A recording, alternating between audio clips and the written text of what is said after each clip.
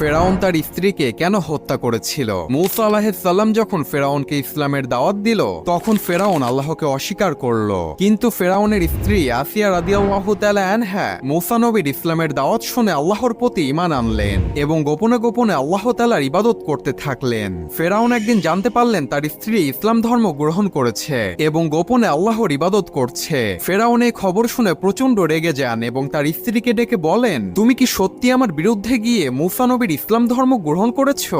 আসিয়া তখন সাহসের সাথে উত্তর দিয়ে বললেন, হ্যাঁ, আমি আল্লাহর উপর ঈমান এনেছি, যিনি সকল কিছুর সৃষ্টিকর্তা। ফেরাউন তখন রাগান্বিত হয়ে তার সৈন্যবাহিনীদেরকে ডেকে তার স্ত্রীর কঠিন শাস্তির ব্যবস্থা করতে বললেন এবং তার স্ত্রীকে নির্মমভাবে হত্যা করা হলো। মৃত্যুর পূর্বে আল্লাহ তাআলা আসিয়া রাদিয়াল্লাহু তাআলা আনহাকে জান্নাতের একটি দৃশ্য দেখালেন, যা দেখে তার মুখ উজ্জ্বল হয়ে গেল এবং সে খুশি মনে মৃত্যুবরণ করলেন। সুবহানাল্লাহ।